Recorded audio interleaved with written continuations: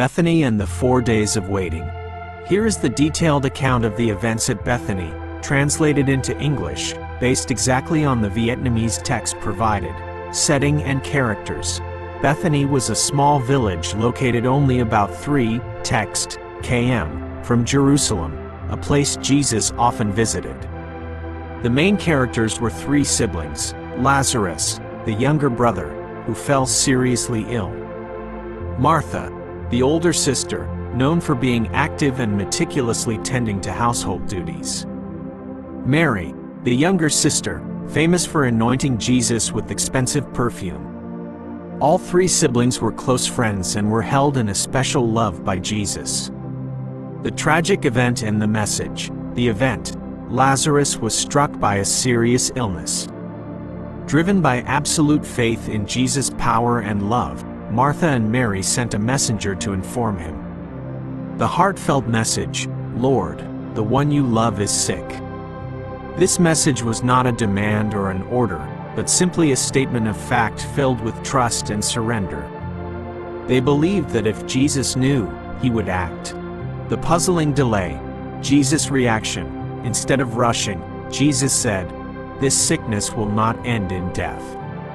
No, it is for God's glory, so that God's Son may be glorified through it." Despite knowing the news and loving the family, Jesus stayed where he was for 2 more days. After 2 days, Jesus finally decided to tell his disciples, "Let us go back to Judea." Arrival time. When Jesus arrived in Bethany, Lazarus had already died and been in the tomb for 4 days. The meaning of the delay. This 4-day delay was the central cause of the deep grief and sorrow, expressed through the same lament from both sisters. "Lord, if you had been here, my brother would not have died." In the Jewish belief of the time, it was thought that the soul lingered near the body for 3 days after death. The fact that Lazarus had been in the tomb for 4 days meant the death was completely certain and undeniable. This delay tested the sisters' faith to the limit, but it was a necessary condition for Jesus to perform the greatest miracle, thereby manifesting God's glory and strengthening the belief in the resurrection. The unified lament.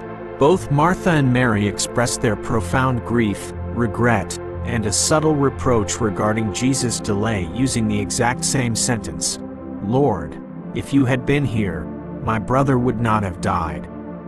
This statement is the focal point of their sorrow, demonstrating absolute faith in his power to heal while simultaneously voicing the bitter lament over his absence at the critical moment. Martha's lament. Faith mingled with struggle. Action. Martha was the first to proactively go out and meet Jesus upon hearing of his arrival.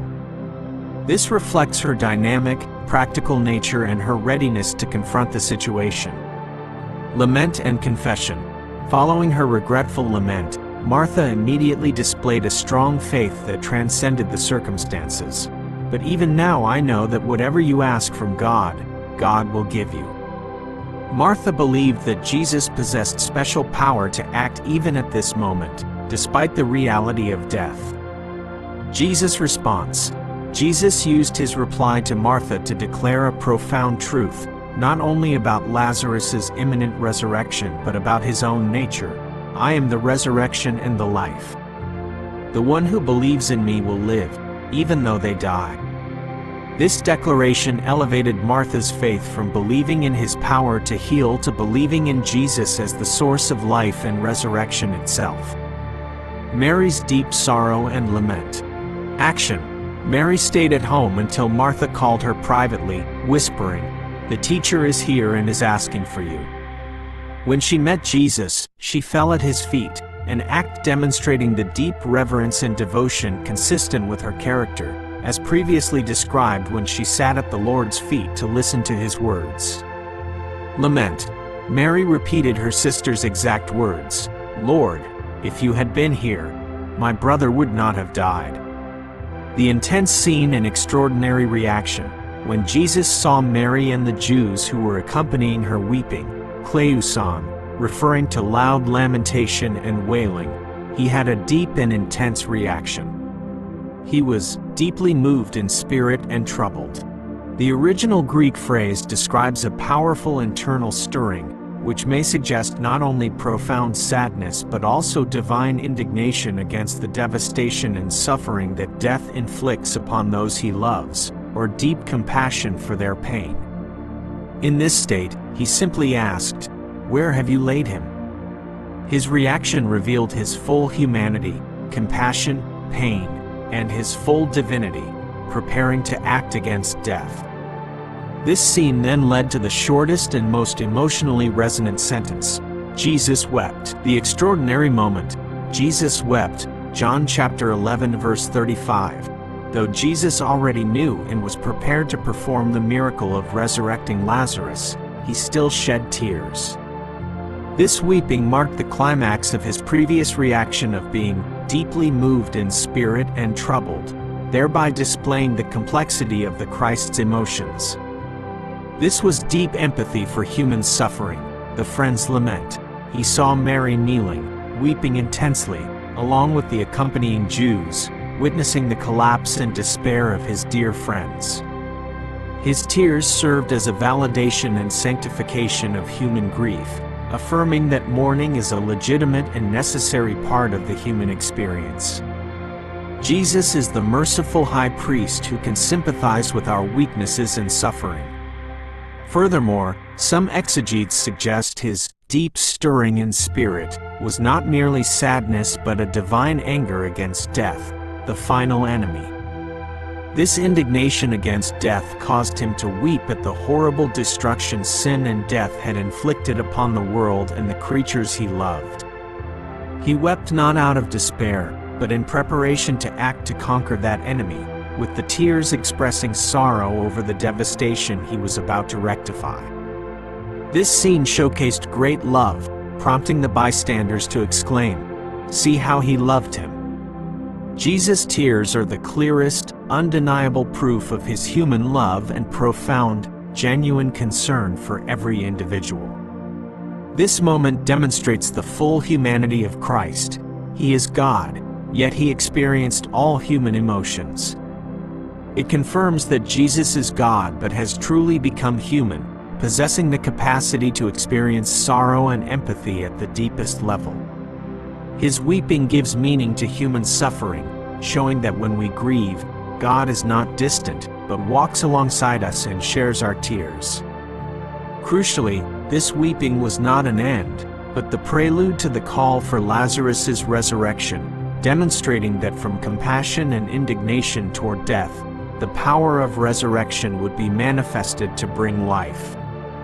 This moment is an extraordinary event where human pain encounters the love and power of God, the resurrection and the meaning of tears. After weeping and inquiring about the burial place, Jesus and the crowd came to the tomb, which was a cave sealed with a stone. He commanded, "Take away the stone." Martha expressed her apprehension because Lazarus had been dead for 4 days, and the body was decaying, but Jesus reminded her of the promise regarding the glory of God. Jesus then looked up to heaven and prayed aloud so that those around might know he acted by the power of the Father, even though he possessed that power within himself. Following the prayer, he raised his authoritative voice and called out loudly, "Lazarus, come out." Lazarus, who had been dead for 4 days, instantly came alive and walked out of the tomb, his hands and feet still wrapped with burial strips and his face covered with a cloth. Jesus gave the final instruction, "Unbind him, and let him go." This miracle is undeniable proof of Jesus' declaration, "I am the resurrection and the life."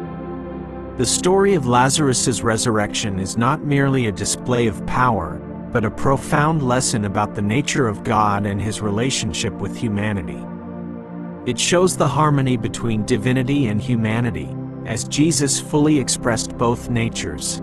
Omnipotent divinity, he raised the dead with a single word, and full humanity, he wept over the pain.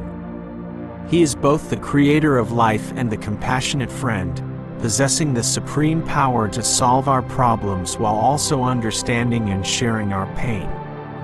The value of honesty and lament is evident as the sighs and lamentations of Martha and Mary revealed their hurt, disappointment, and even straightforward reproach toward God.